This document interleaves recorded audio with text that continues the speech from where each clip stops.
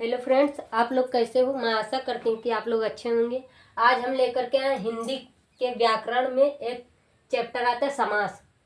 समास का अर्थ क्या है और समास से कैसे क्वेश्चन बनते हैं, आज हम इस वीडियो में यही सीखेंगे। और समास के भेद कौन कौन से हैं, तो वीडियो के अंत तक बने रहिए। तो चलिए देखते हैं। ये हिंदी का चैप्टर है, हिंदी व्याकरण का। अर्थ, समास का अर्थ है, सामान्य सा अर्थ है संक्षेपीकरण करना, यानी कम कर देना। समास का शाब्दिक अर्थ है संक्षेपीकरण करना। अर्थ है दो पदों का ऐसा मेल जो पद के समान रूप धारण करे और कोई अर्थ हो, यानी कोई सार्थक शब्द बने, उसे समास कहते हैं। समास के भेद कितने हैं? पहले 4 थे, अब 6 माने गए हैं। पहले के विद्वान इसे 4 मानते थे, लेकिन अब 6 हैं। समास पहले के चार कौन कौन से थे? द्वंद्व समास, तत्पुरुष समास, बहुव्रीहि समास, अव्ययी भाव समास। पहले के 4 थे और अब 6 हो गए। इसे नोट कर लीजिएगा, ये है नोट। प्राचीन समय में विद्वानों ने द्विगु और कर्मधारय समास को तत्पुरुष समास में जोड़ दिया था, परंतु वर्तमान समय में विद्वानों ने अलग अलग कर दिया। इस प्रकार आप समास के कुल 6 भेद हो गए। पहले के विद्वान मानते थे तत्पुरुष समास में कर्मधारय और द्विगु समास को एक ही मानते थे। लेकिन अब क्या हुआ है, अब ये बताया गया है कि तत्पुरुष समास से निकला है कर्मधारय समास से निकला है द्विगु। तो अब यहाँ पर समास में, पहले समास में कुछ पद आते हैं, उसे देखते हैं। समास में हमेशा 2 पद होते हैं, एक मुख्य पद, एक गौड़ पद। समास में 2 पद होते हैं हमेशा। एक मुख्य पद पर बल पड़ता है और गौड़ पद पर बल नहीं पड़ता है जी। इसे मुख्य पद यानी पहला पद और इसे गौड़ पद यानी द्वितीय पद कहते हैं। अब इसमें एक चीज और ज्यादा यूज होती है, जैसे पूर्व पद मीन्स पहले का, उत्तर पद मीन्स बाद का। तो चलिए अब हम एक एक करके समास को देखते हैं उदाहरण सहित, तो वीडियो में बने रहिए।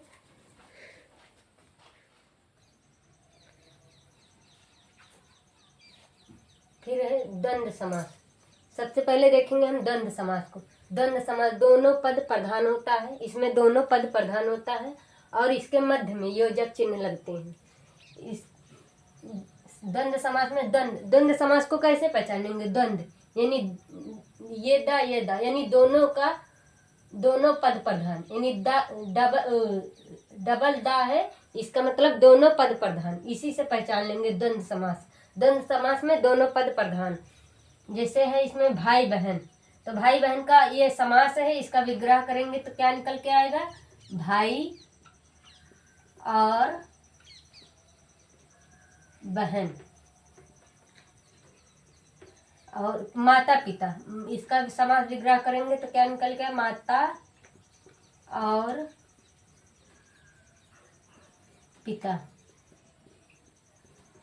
गंगा यमुना, गंगा और यमुना, गंगा और यमुना। पाप पुण्य, पाप और पुण्य, पाप और पुण्य। धर्माधर्म, धर्म या अधर्म, धर्म और अधर्म, धर्म या अधर्म कह सकते हो। या इसमें इसके बीच में या अथवा एवं का प्रयोग, समास विग्रह जब करते हैं तो इसके बीच में या एवं अथवा का प्रयोग हो जाता है, तो धर्म या अधर्म। आचार विचार, आचार विचार, आचार एवं विचार, आचार और विचार।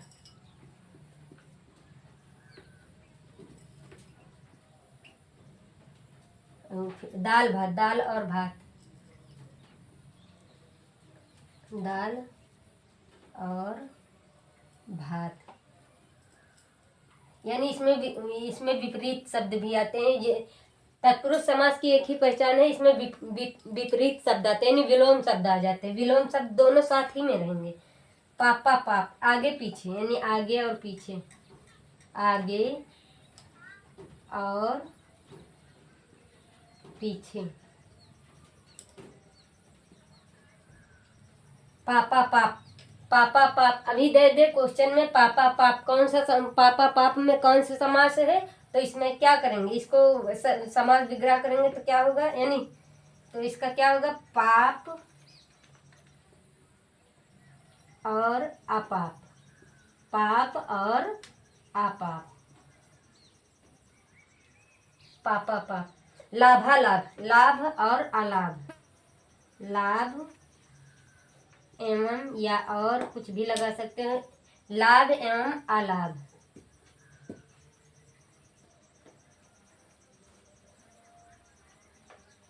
तो द्वंद्व समास में, और द्वंद्व पहचान की है क्या है, द्वंद्व समास में दोनों पदों का संज्ञा सर्वनाम एवं क्रिया होना चाहिए, दोनों पदों का संज्ञा या सर्वनाम या क्रिया होना चाहिए। जैसे इसमें है भाई बहन, तो ये दोनों पद में संज्ञा है, संज्ञा है, और सब में है, दोनों पद में संज्ञा है, इसमें भी पाप अपाप में भी है, सब में है। तो चलिए और देखते हैं, द्वंद्व समास के बाद द्विगु समास को देखते हैं। द्विगु समास दूसरा है द्विगु समास। द्विगु समास, इस समास में पहला पद संख्यावाची विशेषण होता है और दूसरा पद प्रधान होता है। पहले वाले द्वंद्व समास में पहला पद दोनों पद प्रधान होते थे, द्वंद्व समास में दोनों पद प्रधान, द्विगु समास में पहला संख्यावाची दूसरा पद प्रधान होता है। तो चलिए देखते हैं, जैसे है यानी उदाहरण, नवग्रह, नौ ग्रहों का समूह, इसका समास विग्रह करेंगे तो क्या निकल के आएगा, नौ ग्रहों का समूह।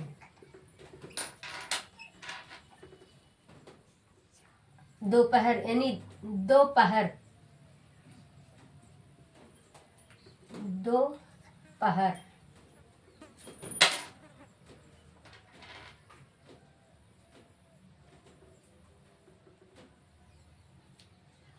दोपहर, दोपहरों का समूह, दोपहरों का समूह।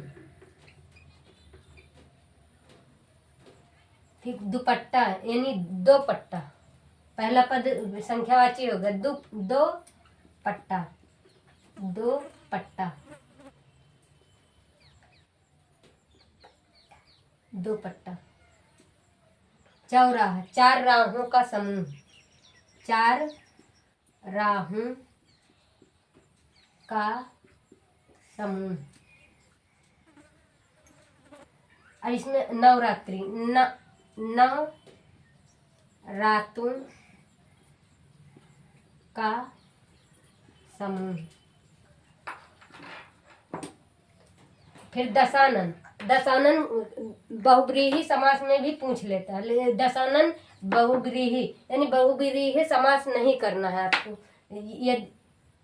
यदि ऑप्शन में द्विगु समास दे और बहुव्रीहि दोनों ऑप्शन में दे रखा हो तो आप बहुव्रीहि लगाएंगे, यदि आप बहुव्रीहि ना दे तब द्विगु समास लगाएंगे। तो दस आनन, दस मुख हैं जिसके, दस आनन, आनन हैं जिसके, दस आनन वाला। तिराहा, तीन राहों का समूह, तीन राहों का समूह।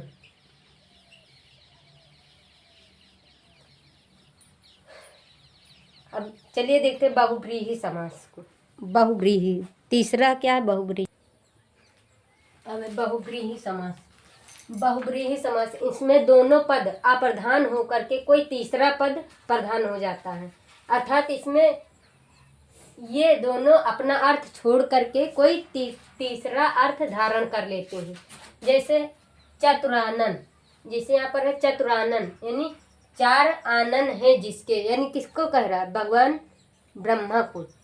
चार आनन है जिसके, यानी भगवान ब्रह्मा। चतुर्भुज, चार भुजा है जिसके, अर्थात भगवान विष्णु।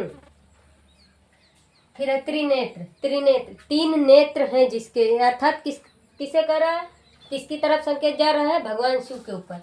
नीलकंठ, जिसकी कंठ नीली है, जिसकी कंठ नीली है, यानी नीलकंठ, यानी भगवान शिव। पीताम्बर, पीला है वस्त्र जिसके, यानी पीले हैं अंबर जिसके, यानी भगवान कृष्ण। फिर लंबोदर, लंबा है जिसका उदर, यानी भगवान गणेश। ये इसे देख ले, ये के समास विग्रह करते हैं। चतुरानन, चार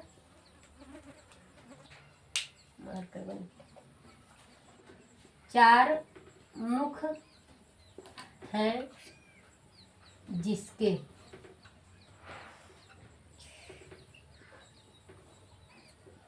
ब्रह्मा, ब्रह्मा।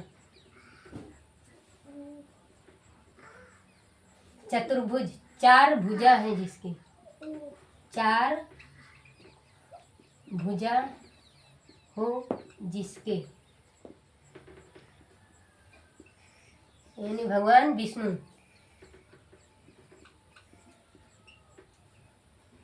त्रिनेत्र, तीन नेत्र हैं जिसके, तीन नेत्र हैं जिसके।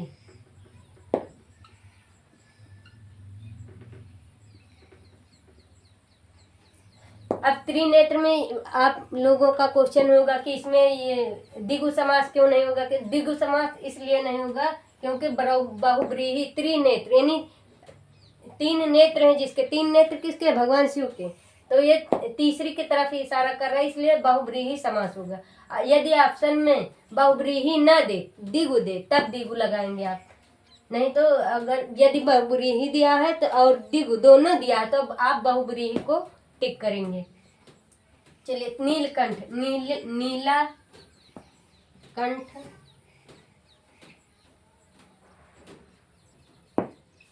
है जिसके,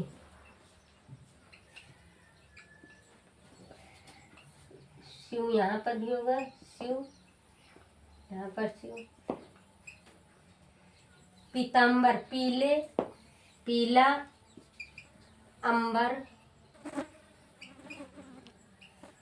हैं जिसके, अर्थात कौन, भगवान कृष्ण।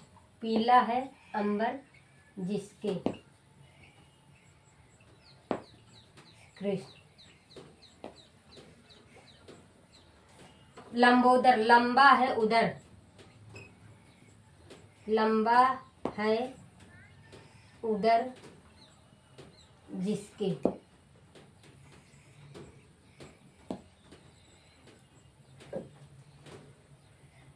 गणेश, भगवान गणेश। भगवान गणेश का लंबा उदर, यानी पेट लंबा है, उदर मीन्स पेट। 1 और 30, अभी कोई संख्या दे दे, 1 और 30, 1 और 30, यानी 30 है जो वहाँ, 30 है जो वहाँ। इसका क्या, 30 है जो वहाँ, यानी 31। चक्रपाणी, चक्रपाणी, जिसके हाथ में चक्र हो, पाणी मीन्स हाथ, चक्र मीन्स चक्र। चक्रपाणी, जिसके हाथ में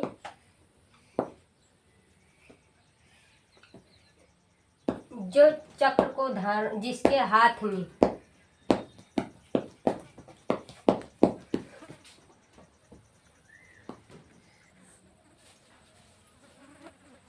चक्रपाणी, जिसके हाथ में चक्र हो, जिसके हाथ में चक्र हो। किसकी तरफ इशारा कर रहा है, यानी भगवान विष्णु, भगवान विष्णु। चंद्रमौली, जिसके मुख पर चंद्र हो, यानी मुकुट पर, जिसके मुकुट पर चंद्र हो, चंद्र हो, जिसके मुकुट पर चंद्र हो।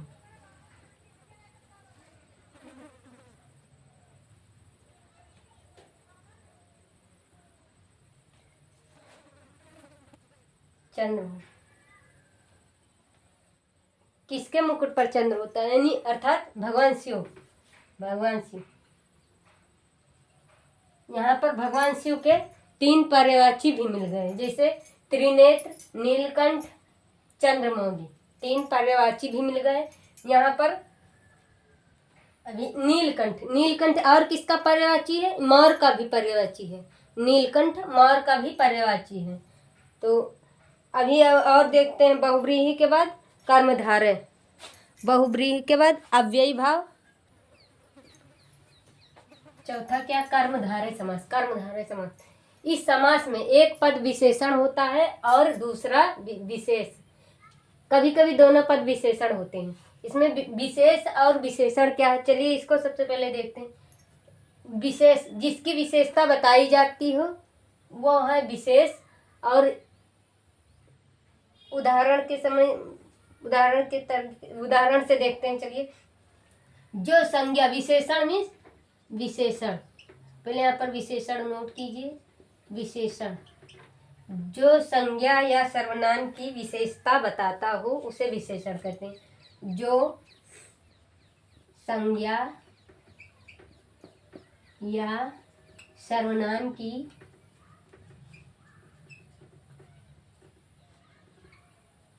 विशेषता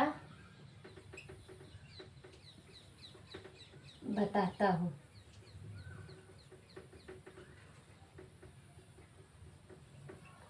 जो संज्ञा या सर्वनाम की विशेषता बताता हो उसे क्या कहेंगे, विशेषण। वह क्या होगा, विशेषण। जैसे उदाहरण, जैसे यहाँ पर उदाहरण, वह आदमी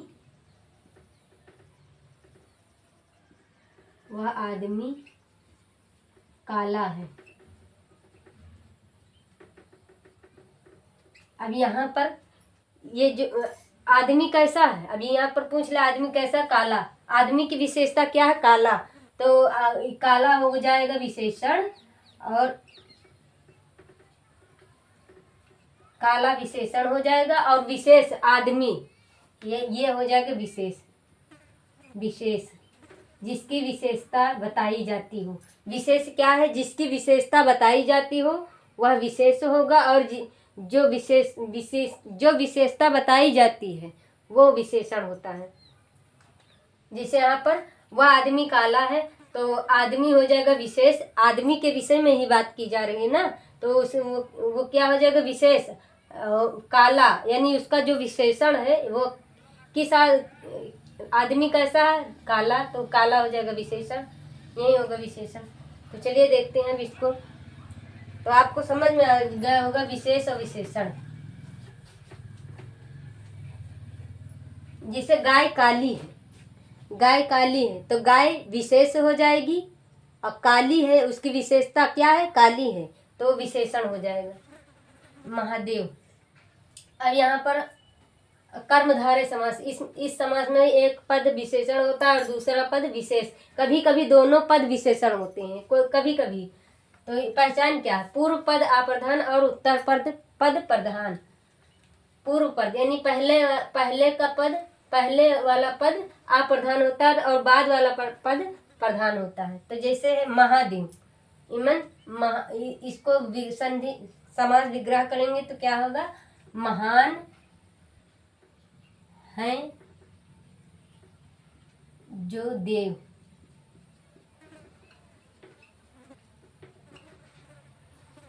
अब यहाँ पर आप ये मत समझ लेना कि यहाँ पर बहुव्रीहि समास होगा। यदि ऑप्शन में कर्मधारय ना दिया हो तो अब आप बहुव्रीहि लगाएंगे। बहुव्रीहि, यदि ऑप्शन में कर्मधारय और बहुव्रीहि दोनों दिया तो आप बहुव्रीहि को ही लगाएंगे। यदि कर्मधारय दिया है और बहुव्रीहि नहीं दिया है तो आप कर्मधारय को लगाएंगे। महान है जो देव यानी महादेव, यही महान है जो देव। महात्मा, महान है आत्मा, महान है आत्मा।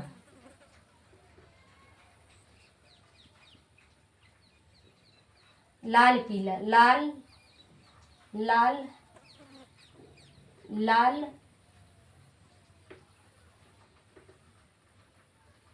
और पीला। अभी पूछ ले, ये अपवाद है, लाल पीला में कौन सा समास है, तो कर्मधारय है, लाल और पीला। लाल पीला में आप द्वंद्व समास ना लगाइएगा क्योंकि ये कर्मधारय है। सदर्भ छोट भैया इसमें भी है। फिर अध पका, आधा पका, यानी इसमें उपसर्ग लग गया है, यानी अध पका। भोजन कैसा है, अध पका। नील गाय, यानी गाय कैसी है, नीली है। परम आनंद, यानी परम आनंद। बड़ भाग, यानी बड़े भाग हैं, बड़े भाग हैं जिसके, बड़े भाग। यहाँ पर आध पका, आधा पका हुआ, आधा पका हुआ, आधा पका हुआ। नील गाय, नीली गाय है, गाय नीली गाय, नील गाय। परमानंद, परम आनंद।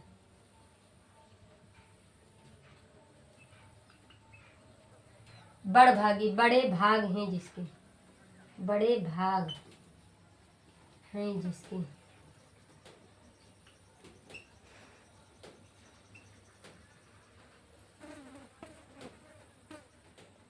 अब चलिए देखते हैं अव्ययी भाव समास।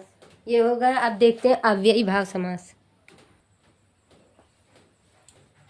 अव्ययी भाव समास पांचवा है अव्ययी भाव समास। पहला पद अव्ययवाची होता है। पहचान क्या, पहला पद उपसर्ग, पहले पद में क्या लगा होगा, उपसर्ग, और दूसरा पद क्या होगा, विशेषण। दूसरा पद क्या होगा, विशेषण। दूसरा पद विशेषण होता है।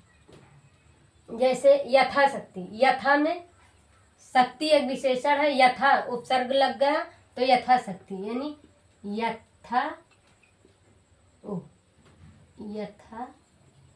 प्लस शक्ति दोनों मिले तो क्या होगा, यथाशक्ति। यथा शीघ्र, यथा प्लस शीघ्र। यथा धर्म, यथा लगा करके, यथा उपसर्ग लगा करके, विशेषण में यथा उपसर्ग लगा करके शब्द बनाएंगे। यथा धर्म, यथा धर्म। यथाक्रम,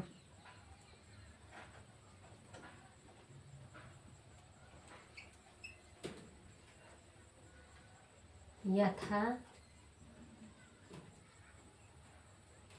कर्म। प्रतिदिन, प्रतिदिन में दिन में प्रति उपसर्ग लगा करके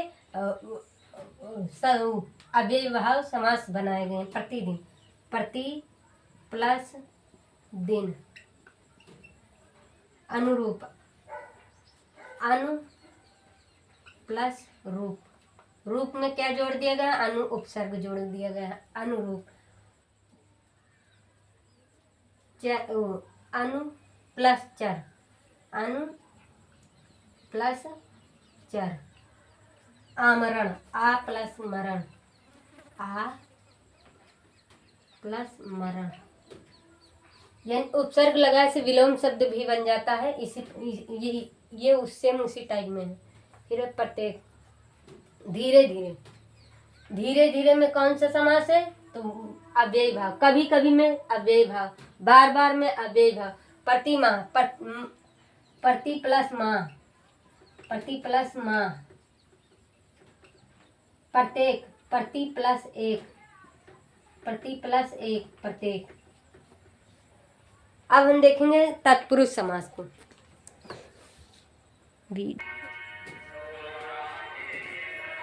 अब ये तत्पुरुष समास बचा है। ये तत्पुरुष समास बचा है। अब इसे हम अगले चैप्टर में बताएंगे, अगले वीडियो में बताएंगे, क्योंकि हल्ला बहुत हो रहा है तो वीडियो को हमें समाप्त करना है। तो प्लीज़ मुझे आप लोग सपोर्ट कीजिए। धन्यवाद।